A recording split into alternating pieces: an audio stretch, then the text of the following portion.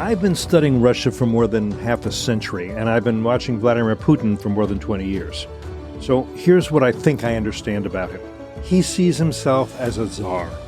His mission is to restore the Russian Empire, which after 1917 was still the Russian Empire, just rebranded as the Soviet Union. Its claim to be leading a global fight against imperialism was just one of its big lies. After the collapse of the Soviet Union came the Russian Federation, with the Kremlin still ruling much of Eurasia, including lands and peoples to the east, lands along the Sea of Japan and the Bering Sea. For Putin, that's not enough. In his mind, a restored Russian Empire must include Ukraine. He explained why in his 2001 essay on the historical unity of Russians and Ukrainians. I'll sum it up for you in a sentence. Ukrainians are just Russians from the hinterlands with funny accents. So that's one reason for the brutal war he launched against Ukraine on February 24th, 2022. A second reason, Putin saw Ukraine developing into a democratic society. Free nation, refusing to take orders from the Kremlin in Moscow. He found that intolerable. Third motivation for his launching the current war, he wants Ukraine's natural resources, and he wants Ukraine's men, women, and especially its children, because ethnic Russians are a shrinking demographic within his shrunken Russian Empire. Mark Montgomery served for 32 years in the U.S. Navy, retiring as a Rear Admiral in 2017. His flag officer assignments included Deputy Director for Plans, Policy, and Strategy at U.S. European Command. He was assigned to the National Security Council from 1998 to 2000, serving as Director for Transnational Threats. I'm proud to say he's now a Senior Director at FDD. And he's just returned from Ukraine, where he was on a mission to support and train the Ukrainian General Staff in planning and executing integrated joint operations, and secondarily, to get a prioritized assessment of what the Ukrainians need to retain their independence to prevent being re-colonized by Russia, to defend their homes and families. I'm eager to hear what he learned about the terrible and illegal war that Putin is waging against the Ukrainian people. And I'll remind you that Putin is being supported and assisted by the despotic rulers of Iran, China, and North Korea, and anti-American axis of aggressors. I'm Cliff May, and I'm pleased you're with us too, here on Foreign Policy. Well, welcome home, Admiral. Well, thank you very much, Cliff. Thanks for having me. And I think we could almost call a wrap after your discussion of why Putin invaded, but Danielle will probably get mad at us for going for 3 minutes. So I think we need to press forward, but I'll tell you, I'm really glad to be here. I'm glad for the support FTD's given me in doing things like this, because I think if you're going to fight beleaguered democracies, you need to go to the beleaguered democracies. So you need to be in Israel. You need to be in Taiwan. You need to be in Ukraine if you're going to understand what the threats are to these beleaguered democracies and what's the best ways. Those are the most three beleaguered democracies. I think the Republic of Korea is coming up quick. I was going to say, yes, I agree with that. And we're going to talk about that. And I think, what North Korea is doing for Putin is a cause for some alarm. But maybe start by just telling us a little more than I got to in the introduction about the purpose of your trip. Yeah, thanks. So I was asked with some other retired military officers from different services to go there to provide, generalized discussion of operational planning, particularly as it applies to joint operations. This is important because Ukraine, and look, I helped train the Ukrainians 10 years ago, and obviously me and my successors and my predecessors didn't do a perfect job in breaking them of what I would consider some bad Soviet habits about how you plan entities, how you organize your general staff, how you plan operations, how you do things, and they have things that could be improved, and so they bring in personnel like us to talk them through, who have a lot of operational experience and combat experience in joint operations, to kind of help them with that, and then secondarily, as you said, so that we can get a pretty close-eyed view of what's happening, and come back to the States and talk about it. Because I do want to say something. You hit it right on the face. Ukraine is not fighting Russia. Ukraine is fighting Russia, Iran, North Korea, and China. And I got to tell you, I'm hard-pressed to determine which one of those is the biggest player besides Russia in this? In other words, all three of the others, none of them's a laggard. They're all doing a lot to make Russia more effective and to hurt Ukraine and to set back a beleaguered democracy, because every one of those countries understands what deterrence is. And they understand that if you want to deter future, Western action against authoritarians, you come in hard, you play to win.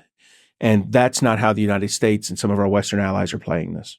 And one of the reasons we call them the axis, you and me and Brad Bowman here, FTD, call them the axis of aggressors, is because every one of the countries we're talking about has designs on some foreign territory, on somebody else's land and resources. Iran, the Islamic Republic of Iran, wants to rule the Middle East and is doing and has been through colonies, essentially. Lebanon, the most obvious of them, but Syria, increasingly Iraq, which we're not doing anything about, Yemen. North Korea obviously wants to take over South Korea. The People's Republic of China obviously wants to take over Taiwan and then move on from there. Its ambitions don't end there, just as Putin's ambitions don't end with Ukraine. That's also something a lot of people don't get.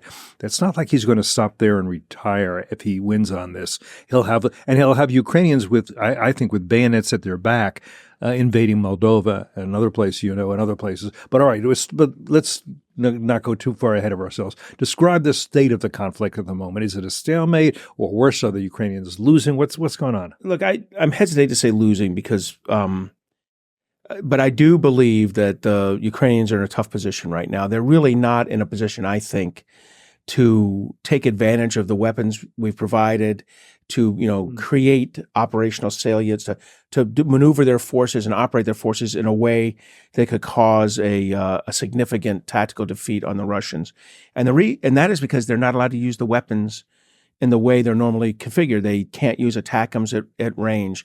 They can't do what we would consider basic. At range means let the missiles fly into Russia. Into Russia, yeah, if necessary. Right. And what I'm saying is they're not able to do what the U.S. would do if we were going to maneuver forces, in an area.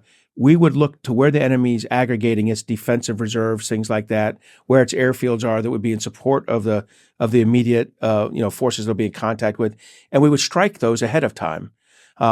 If a good example is what Israel did the other night. That strike was mostly to say, we can come back and strike again anytime we want because you no longer have air defenses. That's what they did the other night. And it's the same way for the Ukrainians. They have to have the ability to strike Russian airfields within 300-400 kilometers of Ukraine. They have the ability to strike logistics storage and weapon storage facilities. They have to be able to strike command and control, Russian military command and control, and the aggregated forces. As they group their forces prior to maneuver, and they can't do that if they have restrictions on the weapon systems that don't let them fly out, fly their planes or utilize their weapons outside of the territory that was either currently held by Ukraine or formerly held by Ukraine. I mean, it's kind of like trying to imagine that Prime Minister Trudeau of Canada decided to attack the United States, to take it over because he decided Americans really should be Canadians. And then all we could do is defend our borders, and we could hit Canadian troops when they got into the U.S., but no hitting them in Montreal, no hitting them in Ottawa or Toronto. We can't do that. That would not be a very good way to wage this war against Canada. That is not the joint warfighting concept that the U.S. employs for itself, correct? And so, so to me, the number one issue is that there's kind of an artificial stalemate driven by this lack of operational flexibility with the weapon systems. The number two issue is they are getting short on weapons. The air defense weapons, particularly, we experienced quite a few air defense strikes going on against Odessa, Kiev, while we're in there, generally throughout Ukraine. I suspect there's about 100 plus drones or missiles fired into Ukraine daily on average. So 700 plus, maybe up to 1,000 a week after week. I may be off a little bit on those numbers, but, maybe it's 300 to 400 a week, but it's a significant number of weapons coming in to you. Now a lot of these are drones, coming in, and they have to make decisions every day about what to shoot down, what not to shoot down. What do they, what critical infrastructure they allow to be struck because they don't engage targets going at it. Look, we when we saw Israel get in this kind of jam, start to get low on weapon systems, we actually moved a THAAD weapon system into Israel. And I have to be honest with you, the Israelis for 60 years have told us, we appreciate your support, or for 50 years since the Yom Kippur War. We appreciate your support. We appreciate your financing, things like that. We appreciate your weapon systems and research and development. But we never want an American to have to sacrifice himself for Israel. So no need for troops. We quickly, in missile defense, went right through that red line, so to speak. Because the THAAD is operated by Americans. Now, it's not, I guess it could be targeted by Iran on a ballistic missile strike. I mean, I'll be careful I say this, but if I were Iran, it should be targeted because, it's got... Isn't that the whole purpose of a THAAD, to knock down the missile before it gets to them? But it knocks down certain types of missiles. Yeah. Other missiles it would never see. So, in fact, the Israelis are going to have to defend the THAAD against, let's say, a low-flying cruise missile, using a system called David Sling. Yeah, sure. And they'll have an iron dome around it so that it can't get any pop rockets from Lebanon in on it and things like that. So, we'll be working. It's in an integrated air missile defense. Yeah. It's well integrated into the Israeli architecture already. I promise you. When I say already, I mean 48 hours after landing, maybe 72 hours after landing. They'll be well integrated in. My point on this, though, is clearly we recognize, the United States recognizes, and Israel recognizes that you want to have as robust as possible an integrated air missile defense. But what we're allowing to happen in Ukraine is anything but that. There's not enough of what are called the AMRAAM missiles that go with the Norwegian-American NASAMS cruise missile defense system. There's not enough Patriot missiles for the Patriot short-range ballistic missile defense system. There's insufficient French and Italian rounds for the SAM-T missile defense system. In all these areas, they have to take sacrifices. So what we need to do, we being the United States and its European allies, really need to be digging deep to see what missiles are still available. How do we get them to them? We need to be looking at our defense industrial base saying, hey, this production rate, we want you to double and redouble it over the next 2 to 4 years, not just for Ukraine, but for ourselves as well. Because if there's something we've learned from this, or something the authoritarians have learned from this, is that cyber and missile defense and a few other things, the United States may be a powerful, and Israel may be a powerful, air control, air superiority military. We may be a powerful naval, sea control military, but cruise and ballistic missiles can be a real leveler, level the playing field. And certainly Russia's used them aggressively in Ukraine, and Iran has used them aggressively against Israel. I don't know if it's fair to call this a Biden doctrine, but his approach to both Israel and to Ukraine is to say, we want you to defend yourselves, and we'll help you defend yourselves. We won't help you win.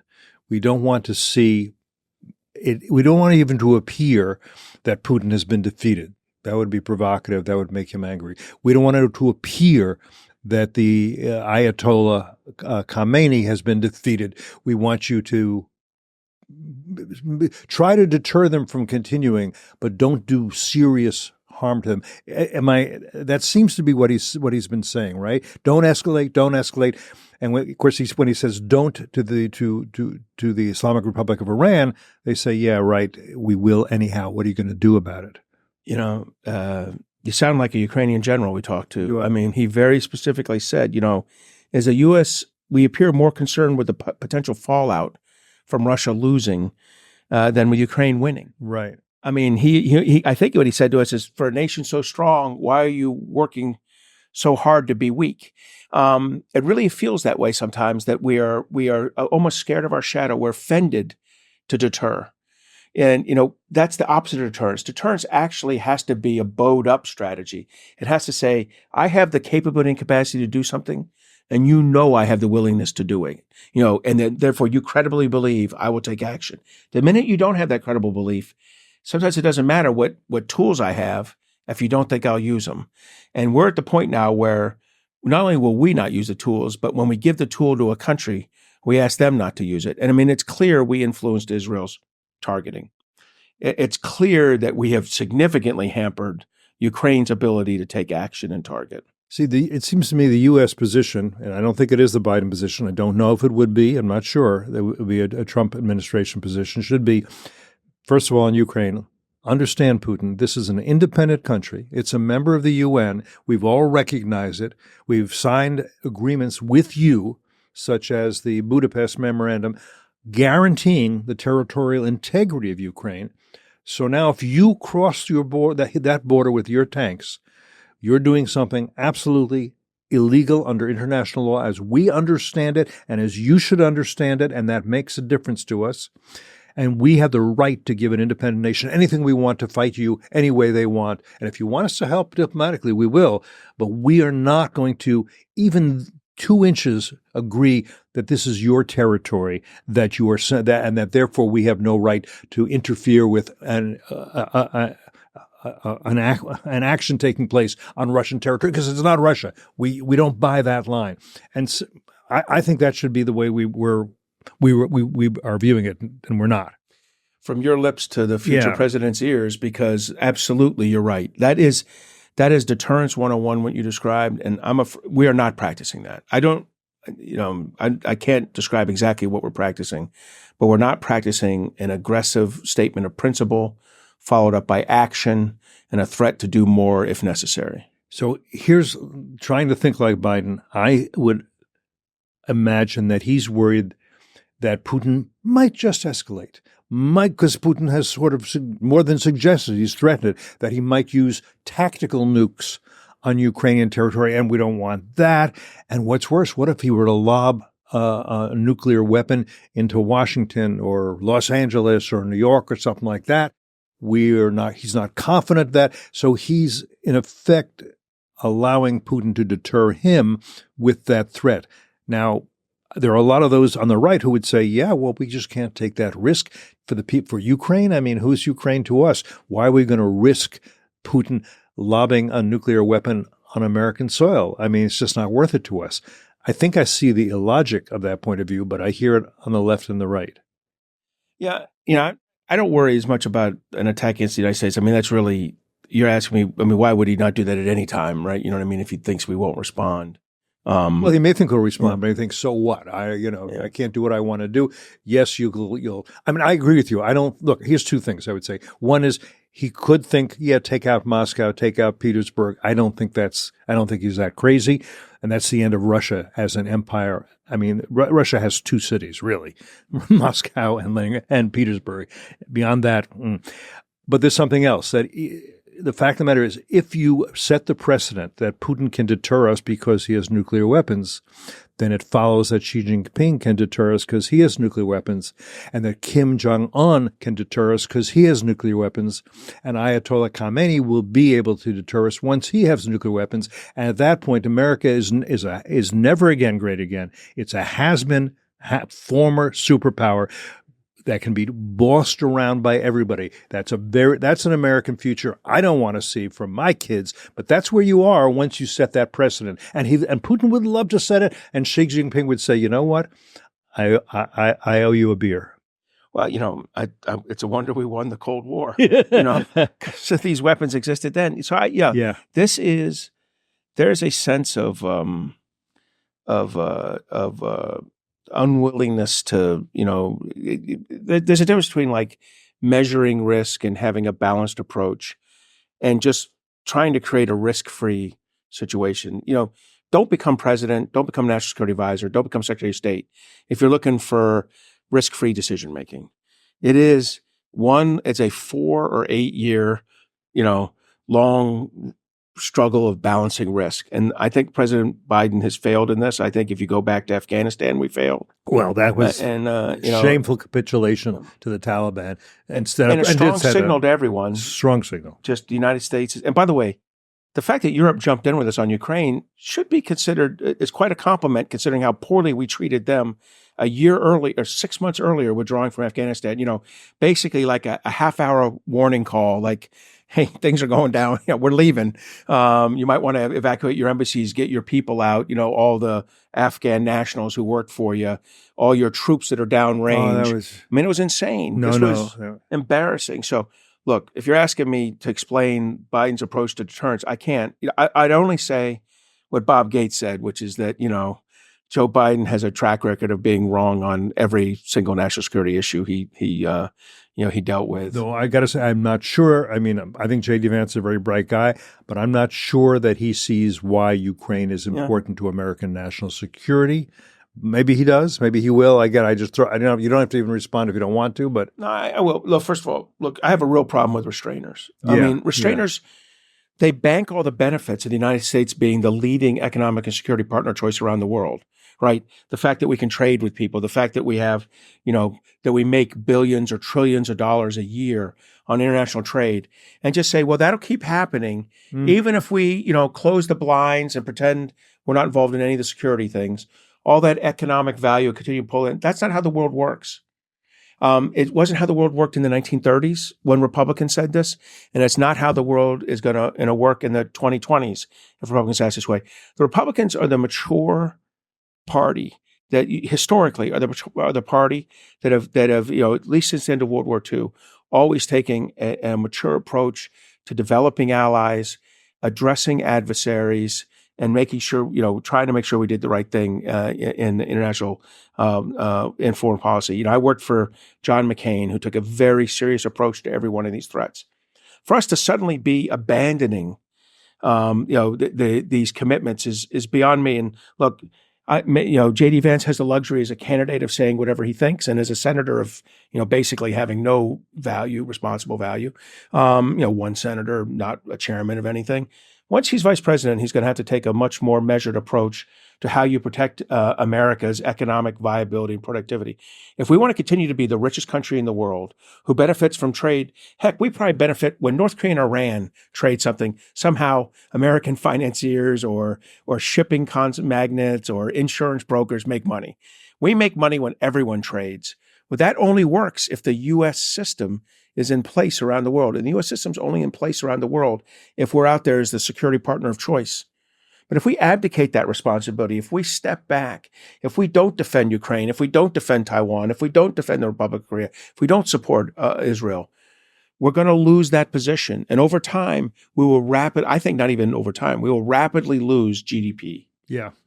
And a subject for another day, but I'll throw it out because I know you'll think about it as time, is the Beijing and others are beginning to say, we're moving into a multipolar world.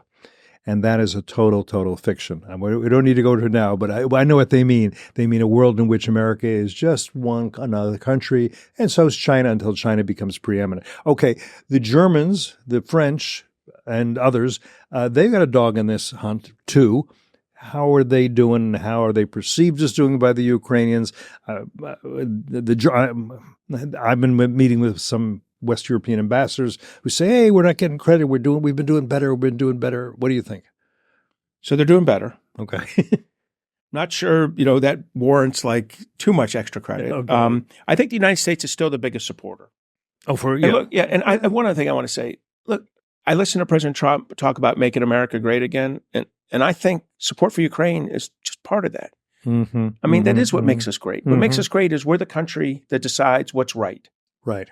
And if we don't enforce some kind of international law, like freedom of the seas, off the Red Sea and Bab el-Mandeb, then no one else is going to do it for us. Either we do it, or those laws don't exist anymore. I agree. But let me get on Europe. You're right. So on Europe, look, I think they're doing more. I think the Germans, it's a little 2 steps forward, 1 step back. Be careful there. I think the French are pretty aggressive with support. The Italians, the British have been from the beginning.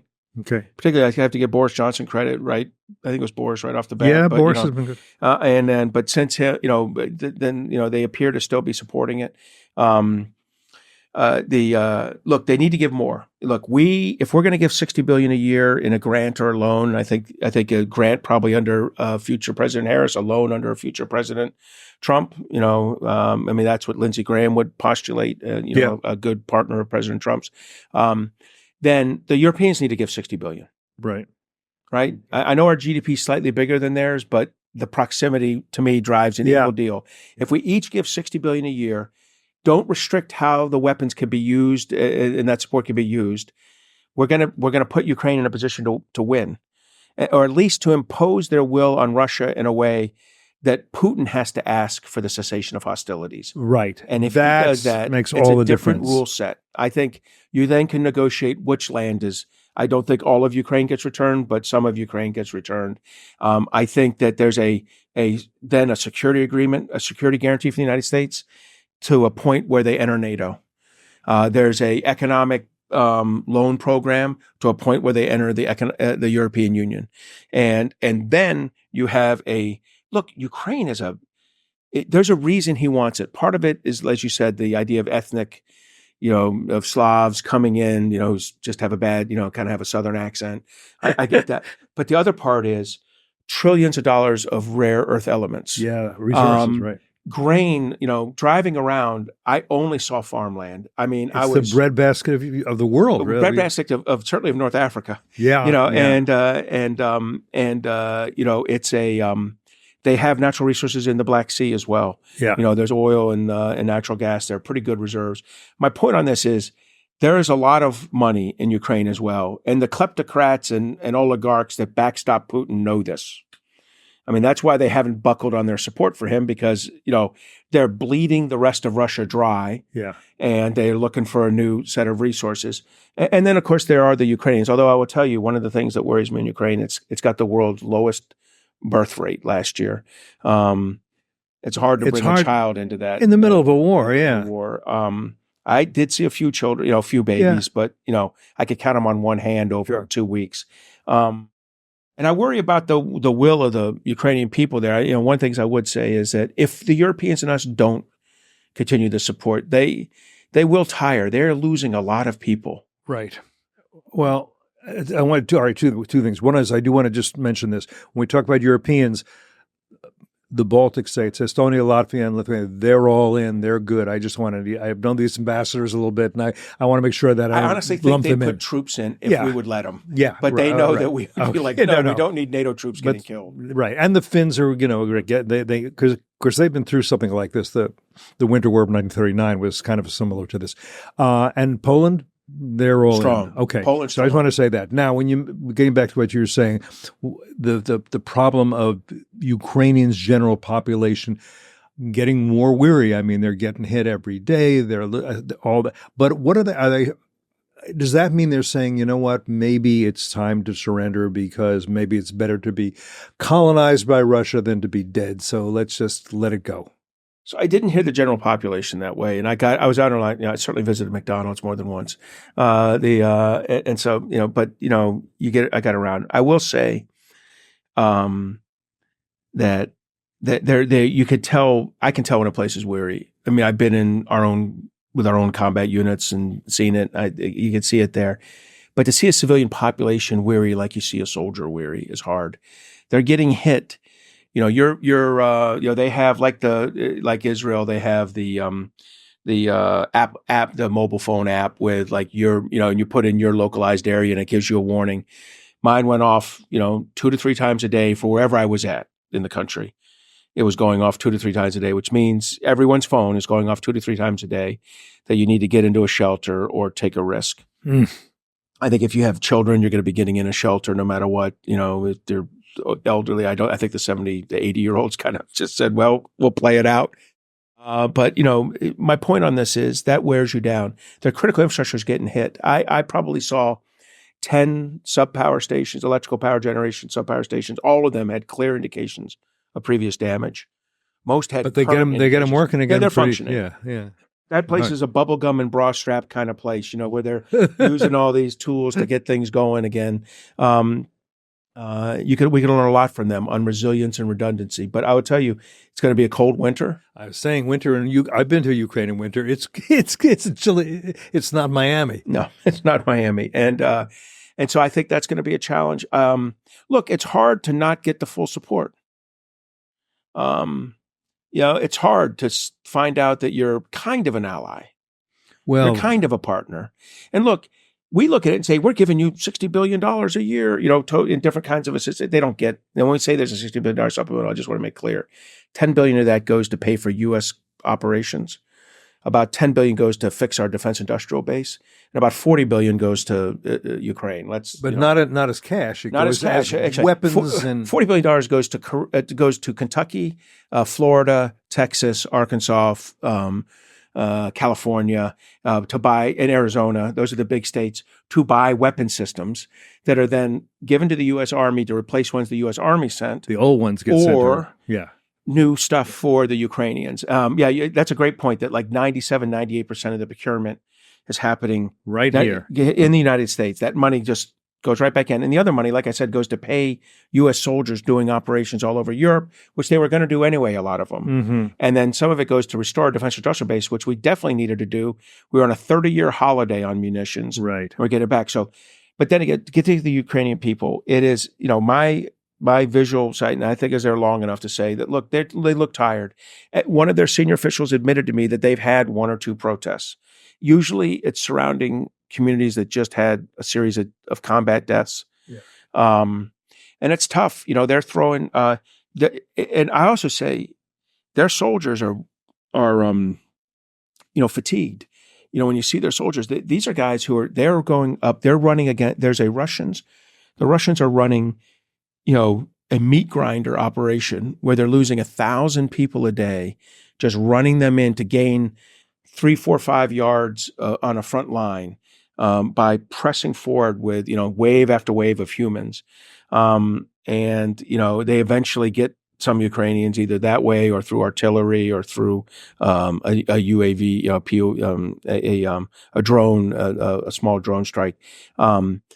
That's wearing their soldiers out as well, and you kind of see that. I met with a couple of the the frontline colonels doing this, and you can see a lot of wear and tear. So 2 years into a war, they're not able to rotate. We rotated our commanders every 6 to 12 months in Afghanistan and Iraq. They don't have that luxury. In any case, I'm telling you, they're worn out, Cliff. And they are still holding some Russian territory, Kursk, right? Yeah, they are.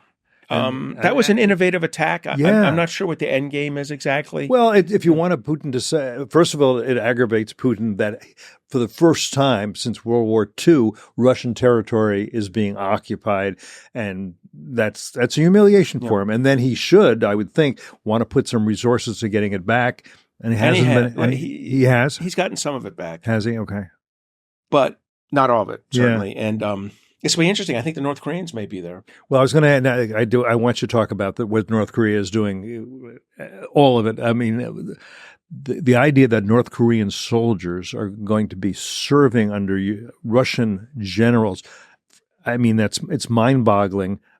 I mean, I know you believe because I read some of what you've written that the weapons for North Korea are more consequential than but it's still consequential from a messaging communications point of view that you're going to have. By the way, if I were Jake Sullivan and I were talking and I wanted to get this job done properly, tell me if this is a crazy idea. I would say to Biden, look, you should say to Putin, quietly or publicly, if you escalate this conflict, which I don't like escalation. If you escalate it and make it a Eurasian war by bringing in not just people who have Russian citizenship from Central Asia, but North Koreans, you're going to bring them in.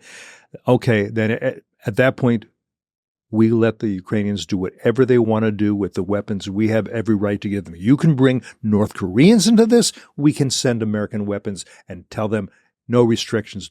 Do as you will. Fire at will. What do you think? Well, again, from your lips to Joe Biden's ears. So listen, so you're right. So I thought about, you've said this to me, push back a little bit on my, a little bit on what I've said about the artillery. And I think I'll amend my thoughts to say this introduction of 12,000, it's going to be 11,300, 11,800 in the first. And the Ukrainians were telling me the exact number way before the U.S. were kind of saying it. Troops into the combat is strategically a big deal. It's a strategic messaging issue, our allies and partners. So I've kind of historically said this axis of aggressors is a transactional partnership. You do this for me, I do that for me, I will sell you this. This is more, when you lend blood, not just treasure, but blood, your people. Now, I will say Kim Jong-un, of all the countries in the world where I don't think they value their own humans, I'd put North Korea number one on the list. Yeah. I mean, Sudan might be competing with it, but I mean, it's a tough competition there, right? No one should be on the UN Human Rights Commission, so they send these guys in. They're going to get meat grindered. If they go anywhere near the front line, there will be, several hundred less a day. Now, if they keep them in the rear doing infrastructure, digging ditches, building revetments and defensive positions, okay, they'll survive. But it's a strategic message. Now, what isn't a strategic message, what's an operational tactical message, is 5 to 6 million rounds of artillery. That's what the North Koreans have given the Russians. And look, I get it. If you told me there's a North Korean round being used in a howitzer nearby, I would say, could you please stop while I move several thousand yards away in case there's an explosion? And maybe their downrange isn't that accurate, but it's allowing them to maintain this kind of 8-to-1 to 10-to-1 artillery ratio that our friends at the Institute for the Study of War kind of talk about frequently, which I agree with them. They're right on that this artillery differential is a big deal.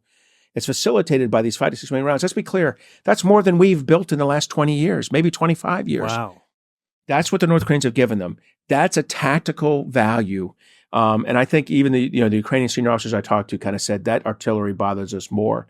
Bothers them more than the Shahed drones, bothers them more than the 12,000 North Korean troops.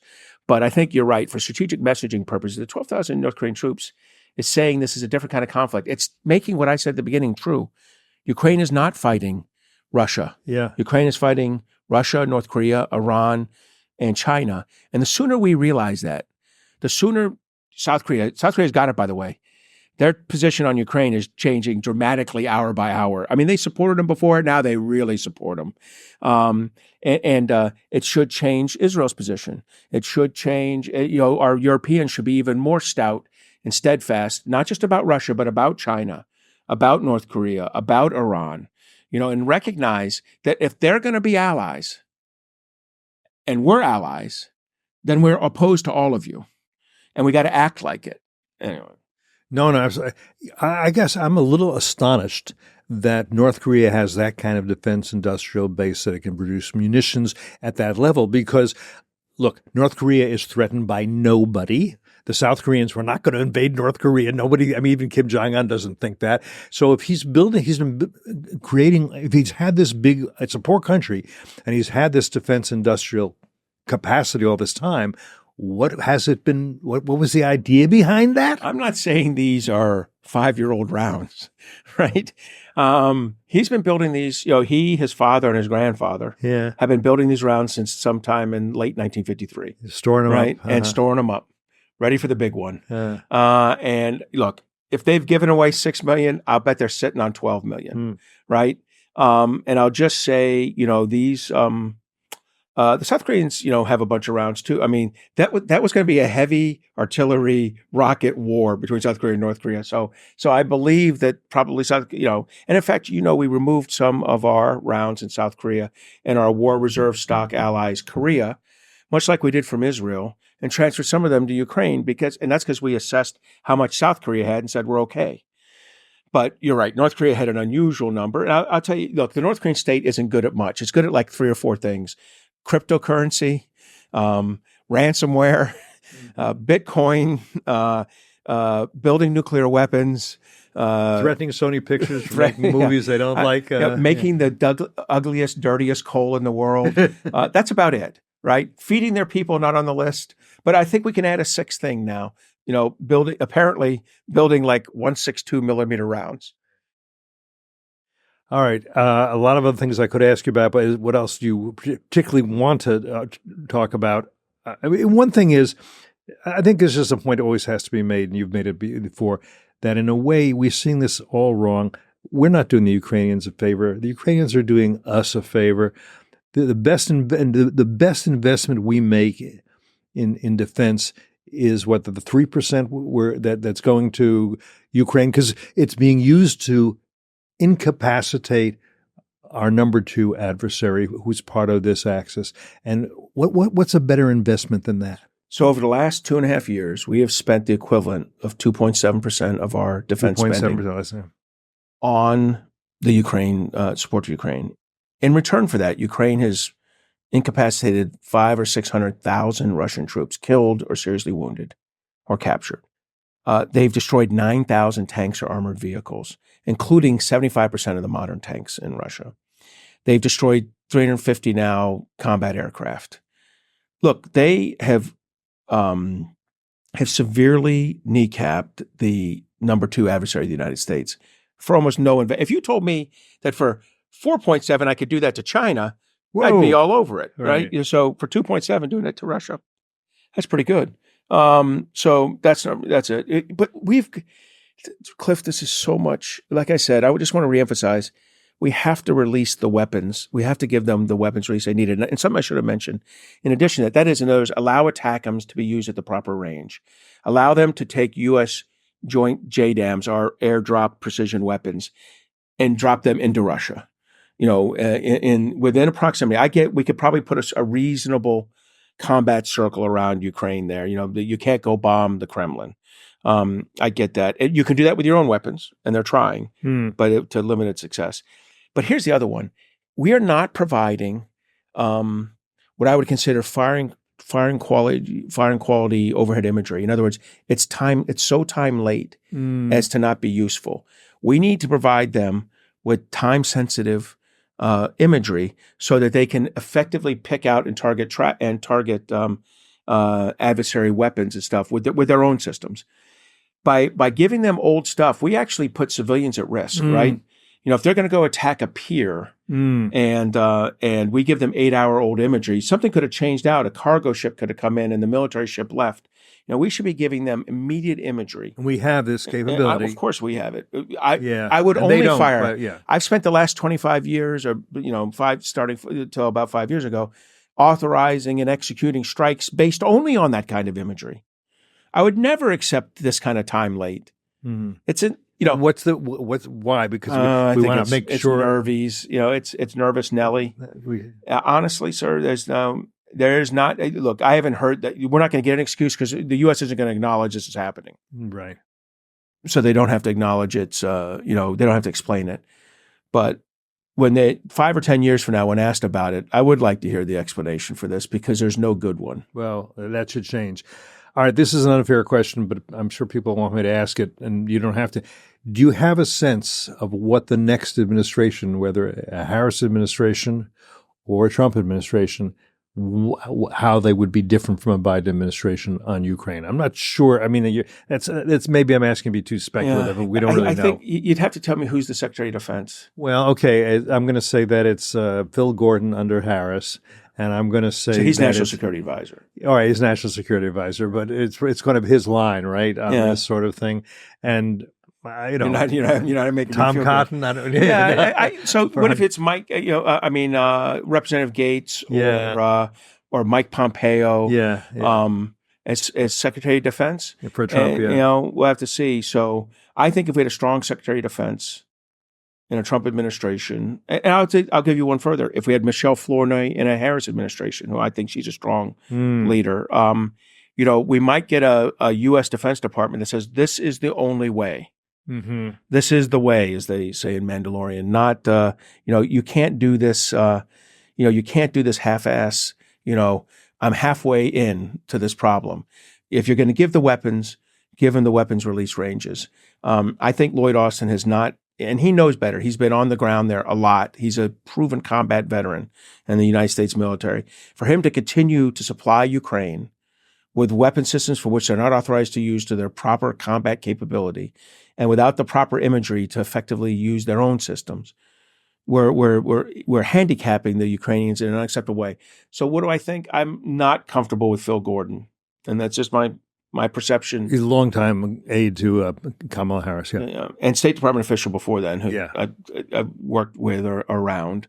I just don't have the feeling that they will be much more aggressive than Biden. I think they'll do the $60 billion grant program again. Look, I think under Trump it's going to be a loan program. I'm okay with that. Churchill was our special partnership. That was still a loan, right? And I think they paid it back. The 1941 to 44 loans were paid back in 1994. Yeah, I don't know what the interest rates were, but not much. And a future president can forgive the loan. Right. I think if you ask Lindsey Graham, kind of a confidant of President Trump, that's what he would tell him. A loan program. And then look, if President Trump wants to try to talk Putin into conceding his position, fine. He's going to find out very quickly that on this issue, Putin's not the Putin he thinks he is. Putin is the authoritarian you described at the beginning. Right. Does this sound like a possible way for Trump to go? To say to Putin, here's the deal. I'm going to let you, and I'm not saying that I would want this to happen. I'm just trying to think like Trump. You're going to get Crimea. I know it's important for your Navy. Okay. But that's it. And I want you to desist at that point, get off of Ukrainian property other than Crimea. If you'll accept that, I'll bring Zelensky along. If you won't accept that, I'm going to let him do whatever he wants to do with the weapons. So you decide how you want to play this, Vladimir, because I'm tired of this and I got other fish to fry. Well, I think if he did that first, I'm not sure Putin would ever take it, but if he did that and Putin took it, Zelensky would be hard pressed to.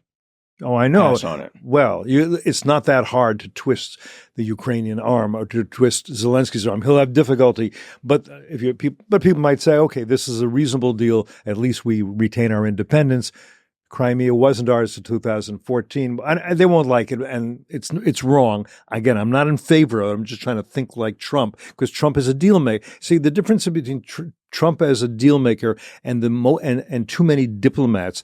Diplomats think if we just have negotiations, if we have talks, that's the win. It doesn't matter how it comes out. I come back and say, you see, I got them to sign the dotted line, and then it's a bad deal. I agree. Like we had with UN Security Council Resolution 1701 theoretically ended the 2006 war between Hezbollah, Lebanon. I think it started the 2024 war. It absolutely did, because it was clear that Israel would abide by 1701 and get out, and that Hezbollah would not get out, and instead they would make a fortress out of southern Lebanon for the next war.